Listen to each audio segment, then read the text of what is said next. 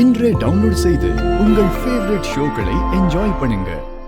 என்ன தமிழ், எதையாவது பார்த்து பயந்துட்டியா? காய்ச்சல் ஏதாவது அடிக்குதா? டாக்டர் போய் பார்த்துட்டு வரலாமா? அது இல்ல. என்னாச்சு? ஜனமா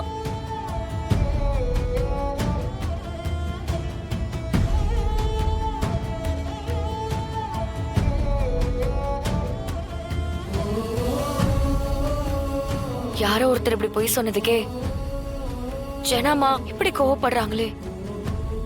நான் அவங்க வீட்டு மருமக, என்னை எவ்வளவு நம்புறாங்க. நான் தான் அவங்க சந்தோஷம், வாழ்க்கை எல்லாத்தையும் நான் தான் மீட்டு கொடுத்ததா நம்பிக்கிட்டு இருக்காங்க. அவங்க வாழ்க்கையில என்ன நம்பின அளவுக்கு யாரையாவது நம்பியிருப்பாங்களான்னு எனக்கு தெரியலம்மா. ஆனா நான் ஒரு பொய்யா ரெண்டு பொய்யா தினம் தினம் பொய்க்கு மேல பொய்யா அடுக்கிட்டு போறேன்.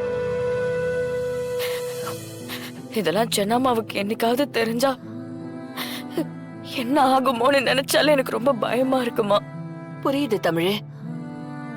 இப்போதைக்கு உன் நிலைமை கத்தி மேல நடக்கிற மாதிரிதான்.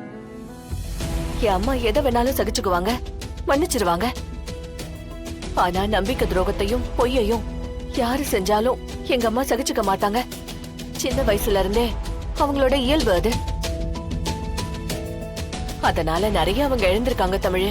இப்ப என்னமா பண்றது? உண்மையும் நம்மளால சொல்ல முடியாது.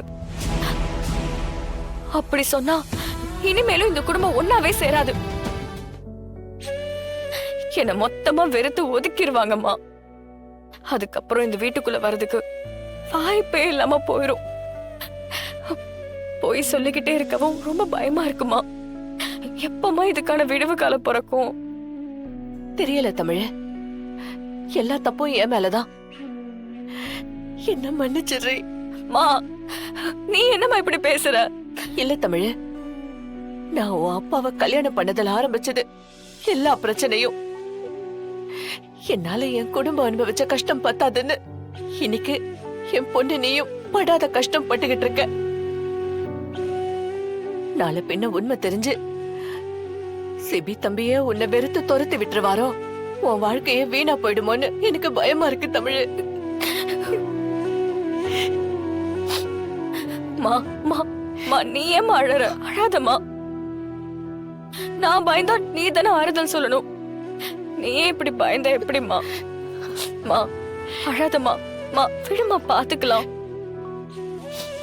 நம்ம யாருக்கும் எந்த கெடுதலும் பண்ணது இல்லையம்மா. கடவுள் நமக்கு கெட்டது பண்ண மாட்டாருமா.